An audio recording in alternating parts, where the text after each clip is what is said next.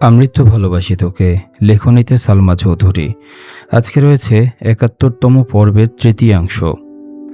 গল্প পাঠে আছি আমি তারিফ। চলো কথা না বাড়িয়ে গল্পটি পড়া শুরু করি। খানবাড়িতে ক্ষণিকের নিস্তব্ধতা বিরাজমান। সবাই এতক্ষণ আশ্চর্য নয়নে তাকিয়ে মোজাম্মেল খানের কথাগুলো শুনছিল। মেঘ আবিরের মুখের পানে স্থির দৃষ্টিতে চেয়ে আছে, কিন্তু আবিরের অভিব্যক্তি ঠিক বোঝা যাচ্ছে না। ইকবাল খান আর মোজাম্মেল খান টুকটাক কথা বলছেন, বাকিরা চুপচাপ দাঁড়িয়ে আছে। ডেকোরেশনের জন্য আসা ৩-৪ জন ছেলে প্রয়োজনীয় জিনিসপত্র নিয়ে ছাদে যাচ্ছে। সিঁড়ির কাছাকাছি যেতেই আলী আহমদ খান হুঙ্কার দিলেন, তোমাদের আর কতক্ষণ লাগবে? বাসায় মেহমান আসার সময় হয়ে গেছে, অথচ তোমাদের কাজই শেষ হচ্ছে না। বেশিক্ষণ লাগবে না আঙ্কেল, এই কথা সকাল থেকে শুনে আসছি। এমন তাড়াহুড়োতে কাজ করছো যে বিয়েবাড়িতে পুরো স্বাধীনতা দিবসের সাজে সাজিয়ে ফেলেছ। শুধু লাল সবুজ দিয়ে কেউ বিয়েবাড়ি সাজায়? সরি আঙ্কেল, সত্যি বলতে তাড়াহুড়ো করতে গিয়ে আগে চেক করতে মনে ছিল না। এখন আর ভুল হবে না। শোনো, আমার একমাত্র ছেলের বিয়ে বলে কথা, এমনভাবে সাজাবে যেন বাড়ির সাজ দেখে এলাকার মানুষের তাক লেগে যায়। টাকা নিয়ে একদম ভেবো না। জি আঙ্কেল। ছেলেগুলো ছাদে চলে যাচ্ছে। মোজাম্মেল খান আচমকা ধীর কণ্ঠে বললেন, ভাইজান একটা কথা বলি? হ্যাঁ। মোজাম্মেল খান শীতল কণ্ঠে বললেন, আমি 1 বছর যাবৎ ওদের বিয়ের কথা বলতেছি, তবুও তুমি রাজি হলে না। হঠাৎ কি এমন হলো যে হুট করে বিয়ের সিদ্ধান্ত নিলে, তাও আবার আগামীকালই বিয়ে?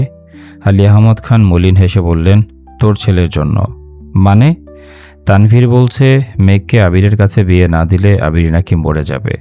সবাই অতর্কিতে আবিরের দিকে তাকালো, অথচ আবির রুষ্ট চোখে তানভীরের দিকে তাকিয়ে দাঁতে দাঁত চেপে রাগান্বিত কণ্ঠে বলল, শালা, মরে যাওয়ার কথা বলছি তোকে। তানভীর ঠোঁট চেপে ডান হাতে 2 আঙ্গুলে কান ধরে বিড়বিড় করে বলল, সরি, মুখ ফসকে বেরিয়ে গেছিল। ধুর শালা। তানভীর কপট রাগী স্বরে বলল, শালা না, সমন্ধি। আবির ঠোঁট বেঁকিয়ে রাগী স্বরে বলল, তোকে আমি দেখে দেব। মাহমুদা খান বললেন, আবির, রুমে গিয়ে ফ্রেশ হয়ে খাওয়া দাওয়া করে নে, রেডি হতে হবে তো। আবির ঘড়ির দিকে তাকিয়ে উদ্বিগ্ন কণ্ঠে বলল, এই ভর দুপুরে রেডি হয়ে কি করব? আলী আহমদ খান মেঘকে ইশারা করে গম্ভীর কণ্ঠে বললেন, আমার বৌমার শহর ঘুরে গায়ে হলুদের ফটোশ্যুট করার ইচ্ছে। যাও, শাওয়ার নিয়ে ঝটফট রেডি হও। আবির মেঘের দিকে একবার তাকালো, পরপর সবার দিকে এক নজর তাকিয়ে আচমকা মেঘকে কোলে তুলে নিল। আলী আহমদ খান সহ উপস্থিত সবাই আঁতকে উঠল। মেঘ অস্পষ্ট গলায় আর্তনাদ করে উঠল। আলী আহমদ খান তপ্ত স্বরে বললেন, তোমাকে রুমে নিয়ে শাওয়ার নিতে বলেছি, তুমি ওকে কোলে নিয়েছ কেন? আবির রাশভারী কণ্ঠে বলল, আমি আপনাদের কাউকে বিশ্বাস করি না। কোন ভরসায় রেখে যাব এখানে? যদি আবার লুকিয়ে ফেলেন, আমি আর কোনো রিস্ক নিতে পারবো না, সরি। আবির মেঘকে কোলে নিয়ে নিরুদ্বেগ ভঙ্গিতে সিঁড়ি দিয়ে উঠছে। তানভীর হাত দিয়ে মুখ চেপে হাসছে। আলী আহমদ খান, মোজাম্মেল খান, ইকবাল খান স্তব্ধ চোখে সেদিকে তাকিয়ে আছে। বাড়ির মহিলারাও থম মেরে দাঁড়িয়ে আছেন। 3 দিন আগে সন্ধ্যার অনেক পরেও আলী আহমদ খান অফিসে নিজের কেবিনে বসে কাজ করছিলেন। মোজাম্মেল খান আজ অফিসে আসেননি। আবির সিফাতের উপর রাগ করে দুপুরের দিকে অফিস থেকে চলে গেছে। ইকবাল খান সন্ধ্যা পর্যন্ত ছিলেন। হঠাৎ বাসা থেকে কল আসছে, বাজার নিয়ে যেতে হবে, তাই উনিও সন্ধ্যার দিকে চলে গেছেন। সিফাত কাজ শেষ করে অনেকক্ষণ এমনিতে বসে বসে আলী আহমদ খানের সাথে গল্প করছিল। রাত বেশি হওয়ায় সিফাতকেও ছুটি দিয়ে দিয়েছেন। সিফাত অফিস থেকে বের হবার 10 মিনিটের মধ্যে রাকিব আর রাসেল আলী আহমদ খানের কেবিনের সামনে উপস্থিত হলো। রাকিব সালাম দিয়ে মৃদুস্বরে বলল, আঙ্কেল, ভেতরে আসতে পারি? আলী আহমদ খান কপালে ভাঁজ ফেলে বললেন, আরে রাকিব যে, আসো, ভেতরে আসো। রাসেলকে খানিক দেখে কিছুটা চিন্তিত স্বরে জানতে চাইলেন, কি ব্যাপার, তোমরা হঠাৎ আমার কাছে কি মনে করে? রাকিব পেছনে ঘুরে কিছুটা তপ্ত স্বরে বলল, এ তানভীর, ভেতরে আয়। তানভীর গুটি গুটি পায়ে রুমে এসে মাথা নিচু করে দাঁড়ালো। রাকিবদের সাথে তানভীরকে দেখে আলী আহমদ খান একটু বেশি অবাক হলেন। তানভীরের দিকে তাকিয়ে গুরুগম্ভীর কণ্ঠে শুধালেন, কি হয়েছে? রাকিব শ্বাস ছেড়ে বুকে সাহস নিয়ে বলল, আঙ্কেল, আপনার কাছে একটা রিকোয়েস্ট ছিল। বলো, প্লিজ, না করবেন না। ঠিক আছে, বলো। রাসেল এবার সাহস করে বলল, আঙ্কেল, আবির একজনকে খুব বেশি পছন্দ করে, তাকে বিয়ে করতে চায়। এখন আপনার সমর্থন প্রয়োজন, প্লিজ, না করবেন না। আলী আহমদ খান রাগী স্বরে বললেন, আবির তোমাদের পাঠিয়েছে? তানভীর চটজলদি উত্তর দিল, না না, ভাইয়া কিচ্ছু জানে না, আমরা নিজে থেকে আসছি। রাকিব ঠান্ডা কণ্ঠে বলতে শুরু করলো, আঙ্কেল, এখানে আসার ব্যাপারে আবিরকে আমরা কিছুই জানাইনি। আবির জানলে কখনো আসতে দিত না, কিন্তু চোখের সামনে আবিরের এত কষ্ট দেখে আমাদের সহ্য করতে কষ্ট হয়। আবির আপনাকে খুব সম্মান করে, শুধুমাত্র আপনাদের কথা ভেবে নিজের মনের আবেগ প্রকাশ করতে পারে না। সত্যি বলতে আবির মেয়েকে অনেক বেশি ভালোবাসে, মেয়েকে বিয়ে করতে চায়, কিন্তু আপনারা রাজি হবেন কি না সেই ভয়ে এতদিন আপনাদের কিছু করতে পারছিল না। আর না মেঘকে কিছু বলছে। এখন মেঘ আবিরকে খুব পছন্দ করে, আপনি ওদের সম্পর্কটা প্লিজ মেনে নিন। এখন আমার কি করতে হবে? আবির আজ বাসায় নিজের মনের কথা জানাবে, মানে মেয়েকে বিয়ে করার কথা বলবে। আপনি প্লিজ রাজি হয়ে যাবেন, একমাত্র আপনি বললে বাসার সবাই মেনে নেবে। যদি আমি মেনে না নিই তখন?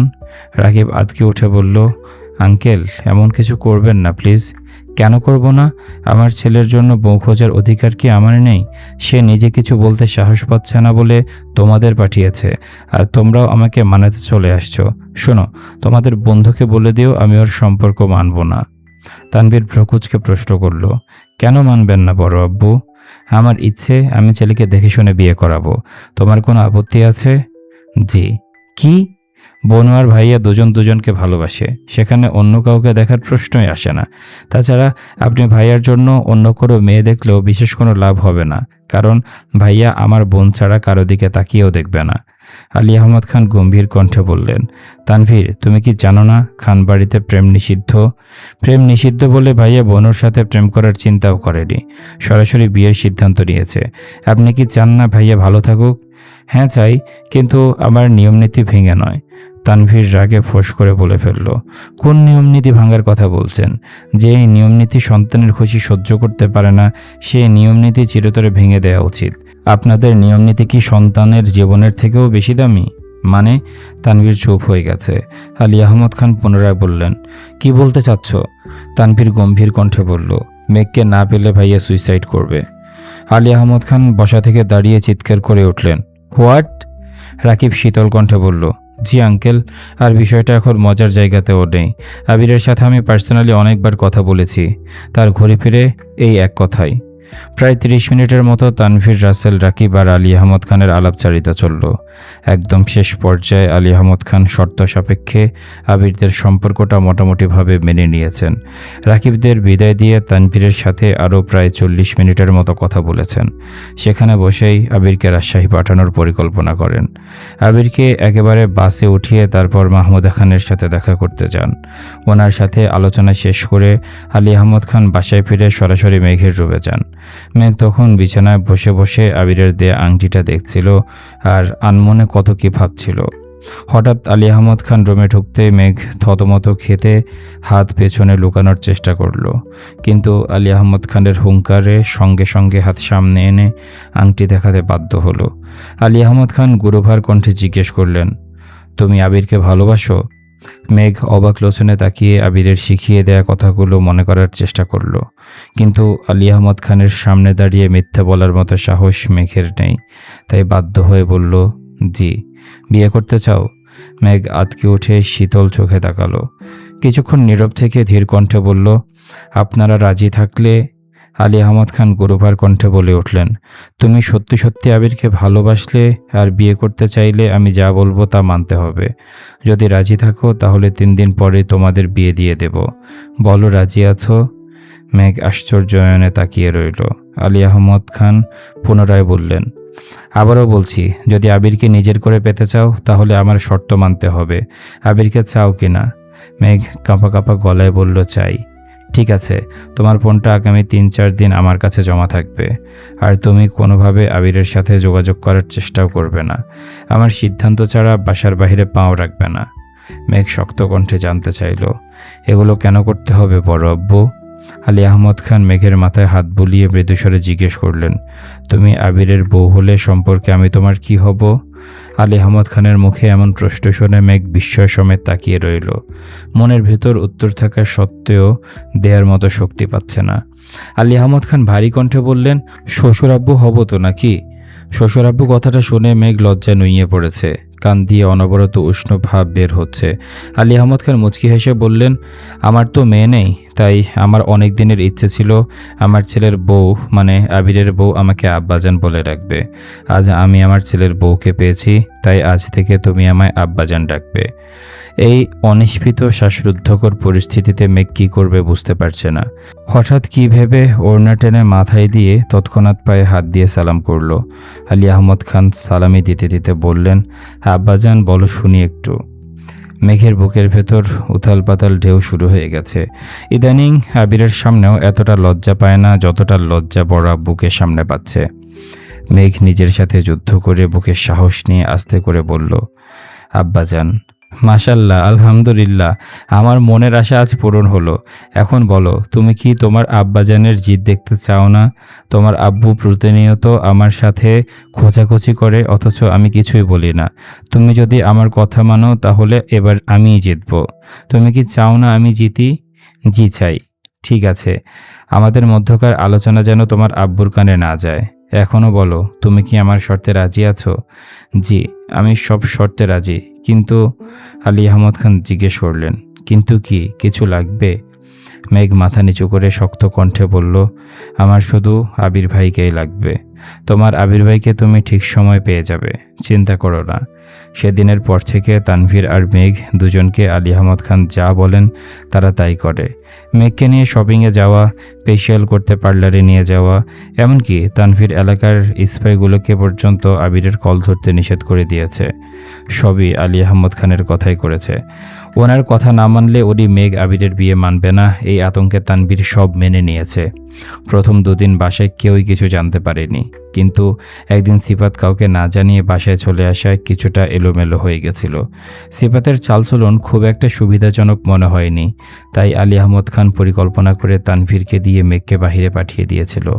সিফাত বাসা থেকে যাওয়ার পর থেকে বাসায় সিফাতকে নিয়ে টুকটাক আলোচনা শুরু হচ্ছিল। মেঘের কানে এসব গেলে মেঘ কষ্ট পাবে, তাই উনি একদিনের মধ্যে সব কিছু রেডি করে বাসার সবাইকে জানিয়ে দিয়েছে। মোজাম্মেল খান আগে থেকে রাজি ছিলেন। তাছাড়া মেঘদের ব্যাপারে ওনার সিদ্ধান্ত তেমন কার্যকর নয়, সেজন্য আলী আহমদ খানের কথায় শেষ কথা ছিল। বর্তমান লজ্জায় অসার মেঘ জোরপূর্বক নিজের চোখ বন্ধ করে রেখেছে। আবির আবেগান্বিত দৃষ্টিতে মেঘকে নিহারা করছে। আশেপাশে না তাকিয়ে আবির সরাসরি নিজের রুমে গিয়ে মেঘকে কোল থেকে নামালো। মেঘের দিকে তাকিয়ে উদ্দীপ্ত কণ্ঠে জানতে চাইল, আমাকে এত কষ্ট দিয়ে কি শান্তি পেয়েছিস? এই যে সারা জীবনের জন্য পেতে যাচ্ছি। আবির মুচকি হেসে বলল, তুই এমনিতেও আমারই। মেঘ হঠাৎই ভ্রু কুঁচকাল। আবিরের চোখে চোখ রেখে আতঙ্কিত কণ্ঠে বলল, আপনি মাথায় রিভলভার ধরেছিলেন কোন সাহসে? যদি আপনার কিছু হয়ে যেত, তোকে না পেলে সত্যি কিছু একটা হয়ে যেত। বাজে কথা বলবেন না। আবির মুচকি হেসে ফোনে সম্পূর্ণ ভলিউম দিয়ে গান চালিয়ে অতর্কিতে নাচতে শুরু করলো। মেঘ বিহ্বল হয়ে তাকিয়ে আবিরের নাচ দেখছে। আবির পুরোপুরি জ্ঞানশূন্য অবস্থায় নেচেই চলেছে। রুমের দরজা খোলা থাকায় নিচ পর্যন্ত গানের শব্দ আসছে। সবাই অবচেতন মনে চোখাচোখি করল। মিম মাঝখান থেকে বলে উঠল, আমি গিয়ে দেখব? আরিফ নিরুদ্বেগ ভঙ্গিতে বলে উঠল, সব ব্যাপারে মাতব্বরি। মিম ভেঙচি কেটে বলল, তোমার কোনো সমস্যা? তানভীর ব্যস্ত কণ্ঠে বলল, ভাইয়ার জামা কাপড়গুলো দিতে হবে, আমি যাচ্ছি। মোজাম্মেল খান উদ্বেগপূর্ণ ভঙ্গিতে বললেন, হ্যাঁ হ্যাঁ, দেখো খুশিতে পাগলি হয়ে গেছে কিনা। তানভীর মৃদু হেসে ছুটল। নিজের রুম থেকে আবিরের জামা কাপড় নিয়ে আবিরের রুমের দরজায় এসে থমকালো। আবিরের এলোপাতাড়ি নাচ দেখে সহসা পকেট থেকে ফোন বের করে ভিডিও অন করলো। মেঘ এক কর্নারে দাঁড়িয়ে হাত দিয়ে মুখ চেপে নির্বাক চোখে আবিরের তৃপ্ত আদলে তাকিয়ে আছে। কিছুক্ষণ আগে চিৎকার করে কান্না করা মানুষটা এখন কি সুন্দর হাসছে। তানভীর মেঘকে আস্তে করে ডাকলো। মেঘ এগোতেই আবিরের জামাকাপড়গুলো মেঘের হাতে দিয়ে মোলায়েম কণ্ঠে বলল, ভাইয়াকে একটু তাড়াতাড়ি রেডি হতে বলিস, ফটোগ্রাফার ওয়েট করছে। আর হ্যাঁ, তোর বান্ধবীকে অনেকগুলো কল দিয়েছি, একবার অর্ধেক কথা শোনার পর থেকে কলার রিসিভ করে না। মেঘ মেঘি স্বরে বলল, তোমার প্রেমিকা তুমি সামলিও। আফসোস, কেউ একজন বলেছিল সময় হলে জানাবো, তার সময়ও হলো না, আমাকে কিছু জানালোও না। তানভীর মেঘের মাথায় আস্তে করে গাঁটটা মেরে বিড়বিড় করল, আমার আগে তুই তো প্রপোজ করে ফেলেছিস। আমি আমার ভাবি বানানোর জন্য প্রপোজ করেছি, তোমার প্রেমিকা বানাতে নয়। ওকে ওকে ওকে। মেঘ জামা বিছানার উপর রাখছে, এর মধ্যে তানভীর আচমকা ডাকলো, ভাইয়া। তানভীরকে আগে দেখলেও আবির নাচের মনোযোগ নষ্ট করেনি। এখন তানভীরের ডাকে ফোনের দিকে নজর পড়তে থামলো। গরুগম্ভীর কণ্ঠে বলল, শালা তুই দাঁড়া শুধু। আবির দৌড় দেওয়ার আগে তানভীর দুহাতে আবিরের রুমের দরজায় চাপিয়ে দৌড়ে ব্যালকনি পেরিয়ে সিঁড়ি দিয়ে নামতে নামতে ঘন ঘন শ্বাস ফেলছে। আলী আহমদ খান মৃদুস্বরে জানতে চাইলেন, এভাবে ছুটছ কেন? আর আবিরই বা কী করে? তানভীর সিঁড়ি দিয়ে দাঁড়িয়ে আবিরের নাচের ভিডিও অন করলো। 5 থেকে 7 সেকেন্ড চলার পরই অফ করে দিয়েছে। ঠোঁটে হাসি রেখে বলল, খুশিতে পাগল না হলেও নাচতে নাচতে নিশ্চিত পাগল হয়ে যাবে। উপস্থিত সবাই একসঙ্গে হেসে উঠল। এদিকে মেঘ আবিরকে থামিয়ে উদ্বিগ্ন কণ্ঠে জানতে চাইল, আপনি আমার ভাইকে মারতে চাচ্ছেন কেন? মারবো না তো কি চুমু খাবো? অবশ্য চুমু খাওয়ার জন্য তো তুই আছিস। মেঘ ঠোঁট উল্টিয়ে নীরের দৃষ্টিতে তাকিয়ে আছে। আবির শক্ত কণ্ঠে বলল, ইস, ভাল লাগে না। মেঘ ভ্রুকুচকে প্রশ্ন করল, কেন, কি হয়েছে? সেজেগুজে পুরো পুতুল হয়ে আসছিস, ধরতেও পারছি না, কিছু করতেও পারছি না। ধুর, ভাল লাগে না। মেঘ আনমনে বলে উঠল, না সাজলে কি করতেন? আবির মেঘের চোখের দিকে তাকিয়ে নিঃশব্দে হেসে আস্তে করে চোখ মেরে বলল, রোম্যান্স। মেঘ অবিশ্বাস্য চোখে তাকিয়ে আছে। আবির প্রথমবারের মতো মেঘে চোখ মেরেছে।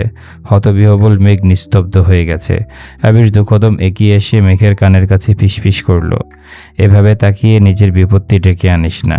আমাকে তোর সাজ নষ্ট করাতে বাধ্য করিস না প্লিজ। মেঘ নিজেকে সামলে অনুষ্ণ কণ্ঠে বলল, শাওয়ার নিয়ে আসুন তাড়াতাড়ি। আবির বিছানার পাশে দপ করে বসে উদাসীন কণ্ঠে বলল, শার্টের বোতামগুলো খুলে দে। আমি পারবো না। তাহলে আমিও শাওয়ার নিতে যাব না। আবির ভ্রু নাচালো।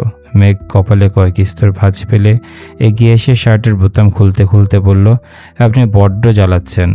আবির ঠোঁট ভিজিয়ে নরম স্বরে বলল, পাগলকে উস্কাবে আর তার পাগলামি সহ্য করবে না, তা কি করে হয় সোনা? সোনা শব্দটা শুনে মেঘ থম মেরে দাঁড়িয়ে পড়েছে। পরপর দ্রুত গতিতে সব বোতাম খুলে দিয়ে গম্ভীর কণ্ঠে বলল, শেষ, তাড়াতাড়ি যান। আবির মুচকি হেসে টাওয়াল নিয়ে ওয়াশরুমে যেতে যেতে রাগী স্বরে বলল, রুম থেকে বের হলে আমি কিন্তু বিয়েই করব না। মেঘ রাগী চোখে তাকাতেই আবির ঠান্ডা কণ্ঠে বলে উঠল, এত কিউট করে সেজে এভাবে তাকাস কেন? যাচ্ছি তো। আবির ওয়াশরুমে ঢুকে গেছে। মেঘ বিছানার এক কোণে বসে আনমনে হাসছে। আজকের আবির ভাই যেন আগাগোড়ায় ভিন্ন। কথায় কথায় লজ্জা দেয়াই যেন তার একমাত্র কাজ। লজ্জায় মেঘের গালে দেয়া গোলাপি ব্লাশ এখন টকটকে লাল দেখাচ্ছে। মেঘ আবিরের হলুদে পাঞ্জাবিটা দেখছে। গায়ে হলুদের পুরো শপিং তানভীর একাই করেছে, যদিও আবিরের পছন্দের বাইরে কিছুই কেনেনি। আবিরের যে রঙের পাঞ্জাবি পরার ইচ্ছে, মেঘকে যে রঙের শাড়ি পরানোর ইচ্ছে ছিল, আর ঠিক যেভাবে সাজানোর ইচ্ছা ছিল, তানভীর সেভাবে সবটা করেছে। আপাতত বাইরের ফটোশ্যুট হবে, সন্ধ্যের পর মেইন প্রোগ্রাম শুরু হবে। তখনের জন্য লেহেঙ্গা কিনে রেখেছে। আবির কিছুক্ষণের মধ্যে কোমরে টাওয়েল জড়িয়ে বেরিয়ে আসছে। লাজুক মেঘ এক পলক দেখে লজ্জায় সে যে মাথা নিচু করেছে আর চোখ তুলে তাকাতেই পারছে না। আবির আরেকটা শুকনো টাওয়েল দিয়ে মাথা মুছতে মুছতে স্বাভাবিক কণ্ঠে জানতে চাইল, কোথায় ছবি তুলবি? মেঘ এক নাগাড়ে অনেকগুলো জায়গার নাম বলল। আবির প্রশস্ত নেত্রে তাকিয়ে প্রশ্ন করল, এই 3 দিন কি শুধু জায়গায় ঠিক করেছিস? হ্যাঁ। আবির আস্তে করে বলল, এখন পাঞ্জাবিটা পরিয়ে দেন। মেঘ আবারও ঠোঁট উল্টালো। আবির সঙ্গে সঙ্গে বলল, যত দেরি করবি তত কম ছবি তুলতে পারবি, এই আমি বলে রাখলাম। শ্বশুরের সাথে মিলে জামাইকে কষ্ট দেয়া না, এর প্রতিশোধ আমি কড়াই গন্ডায় ফেরত নেব। মেঘ ধীর গতিতে পাঞ্জাবির বোতাম খুলছে আর বনে বনে আবিরকে বকছে, বেহায়া বেয়াদব বেটা। অকস্মাৎ কেউ একজন দরজায় ডাকলো। মেঘ দরজার দিকে তাকিয়ে উঁচু স্বরে বলল, দরজা খোলা আছে। দরজা খুলতেই মালার গম্ভীর মুখ ভেসে উঠল। আবির মালাকে দেখেই তড়িৎ বেগে বিছানার উপর রেখে দেয়া টাওয়েলটা টেনে নিজের গা ঢেকে ফেলেছে। আবিরের ঝড়ের গতিতে গা ঢাকা দেখে মালা ঠোঁট বাঁকালো। মেঘ মালাকে দেখে হাসি মুখে বলল, আপু কেমন আছেন? ভালো। মেঘ পুনরায় বলল, ভেতরে আসুন। আবির এবার শক্ত কণ্ঠে মেঘকে বলল, পাঞ্জাবি কি পরিয়ে দিবি? মালা আবিরকে এক নজর দেখে রাশভারী কণ্ঠে বলল, অসময়ে বিরক্ত করার জন্য দুঃখিত। ফুপা তোমাদের ডাকতেছে, এটাই বলতে আসছিলাম। ধন্যবাদ। আব্বুকে গিয়ে বলো একটু সময় লাগবে, আর যাওয়ার আগে দরজাটা চাপিয়ে রেখে যা। মালা দাঁতে দাঁত চেপে দুহাতে ঠাস করে দরজা বন্ধ করেছে। উচ্চ শব্দে আবির মেঘ দুজনেই চোখ বন্ধ করে ফেলেছে। মেঘ চোখ খুলে শান্ত গলায় বলল, আপুর সাথে এভাবে কথা বলা ঠিক হয়নি আপনার। ঠিক বেঠিক আমাকে বোঝাতে হবে না ম্যাডাম। এই মালা আমাকে খুব জ্বালিয়েছে। শুধুমাত্র আব্বুর ভয়ে এতদিন বাড়াবাড়ি করিনি, নয়তো মালাকে অনেক আগে শায়েস্তা করে ফেলতাম। মেঘ কেবল মুচকি হাসল, কিছু বলার প্রয়োজন মনে করল না। আবির রেডি হয়ে মেঘকে নিয়ে নিচে নামছে। আবিরের মামার বাড়ির সবাই ইতিমধ্যে চলে আসছে। মেঘের মামা বাড়ির মানুষ এখনও আসেনি। মায়েশা আপুর লাস্ট মাস চলছে, কিছুদিনের মধ্যে ডেলিভারি, তাই উনি আজ আসতে পারেননি। শরীর সুস্থ থাকলে বিয়ে বা বৌভাতে অন্তত পক্ষে আসবেন। আবির মামা মামিদের সাথে কথা শেষ করে বাসা থেকে বের হলো।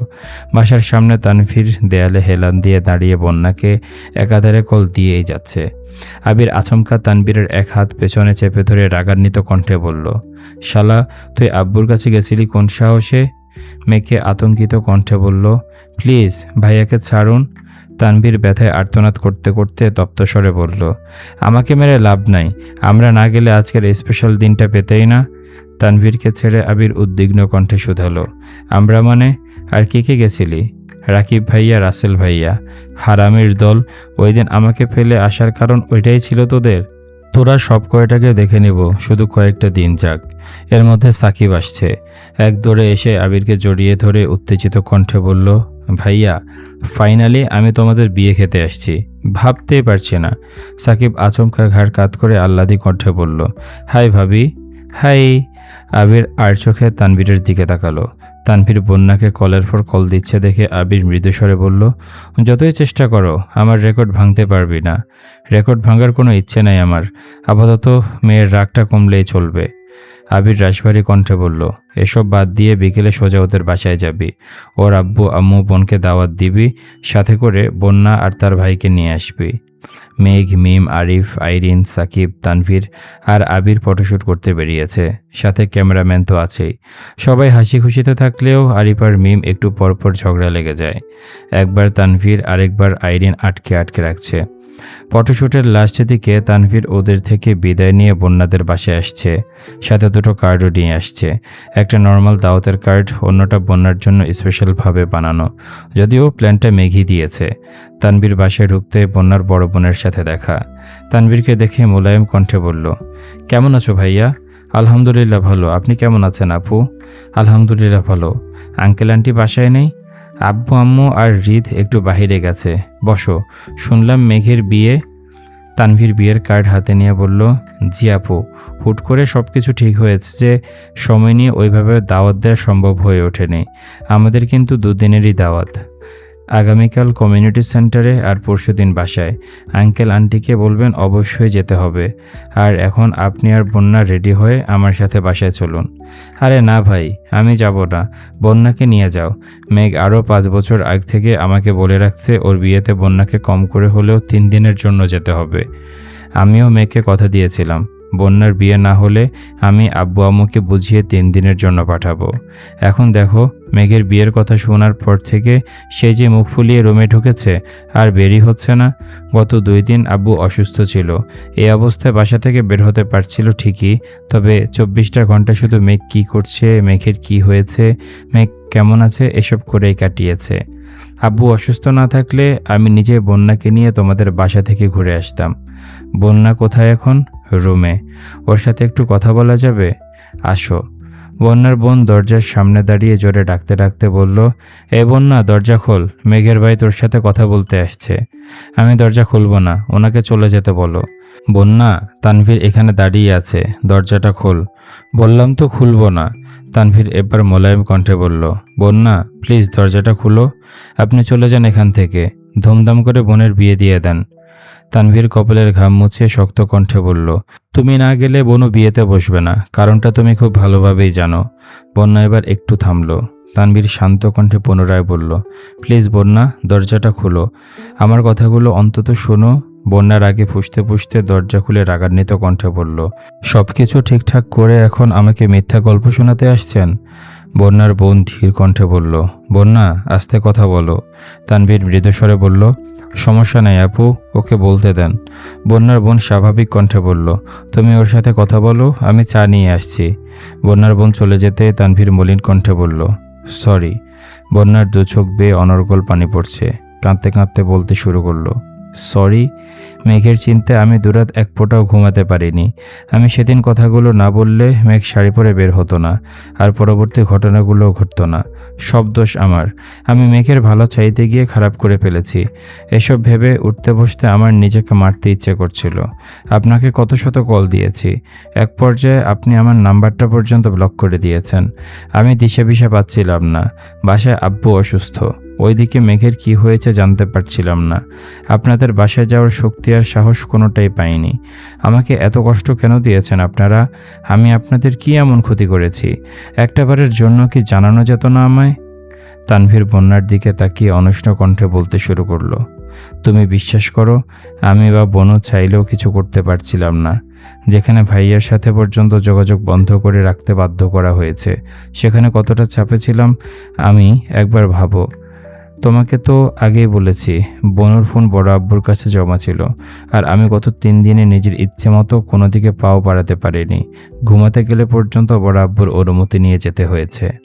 আমাকে এমনভাবে থ্রেট করা হয়েছে, যদি আমি কোনোভাবে ভাইয়ার সাথে বা কারোর সাথে ভাইয়ার বিষয় নিয়ে কথা বলি তাহলেই বিয়ে বাতিল। একজন মানুষ যদি 10 মিনিট, 20 মিনিট, 30 মিনিট অন্তর অন্তর কল দিয়ে কাজের অর্ডার দেন আর সেই কাজ হয়েছে কিনা সেটার প্রমাণ পর্যন্ত চান, ওই অবস্থায় আমি কিভাবে কি করতাম বলো? তোমাকে বাসা থেকে বের করে যে দুটো কথা বলবো, এটুকু সময় পর্যন্ত আমাকে দেয়া হয়নি। শুধু আমি না, রাকিব ভাইয়া আর রাসেল ভাইয়াও থ্রেটের উপরে ছিল। বিভিন্ন প্রয়োজনে বড় আব্বুর সামনে দাঁড়িয়ে একে তাকে কল দিতে হচ্ছিল। সেখানে বারবার তোমার কল আসা কতটা বিপজ্জনক একবার ভাবো। আমি সত্যিই দুঃখিত। এখন প্লিজ চলো। তানভীর বন্যার জন্য আনা স্পেশাল কার্ডটা বন্যাকে দিল। বন্যা কার্ডটাকে ভালোভাবে পরখ করে চোখ মুছে চাপা স্বরে বলল, আমি যাব, তবে শুধুমাত্র মেঘের জন্য। তানভীর মুচকি হেসে বলল, ধন্যবাদ। বন্যা ফোঁস করে উঠল, ধন্যবাদ দিতে হবে না, আপনার সাথে আমার কোনো কথা নেই। তানভীর মনমরা হয়ে বলল, আমার কি দোষ? এই ছিল আজকের পর্ব। কেমন লেগেছে তোমাদের কমেন্ট করে জানিয়ে দাও। দেখা হচ্ছে পরের পর্বে। ততক্ষণ পর্যন্ত সবাই ভালো থাকো, সুস্থ থাকো। আজকের মতো আমি তারিফ এখানে বিদায় নিচ্ছি। আল্লাহ হাফেজ।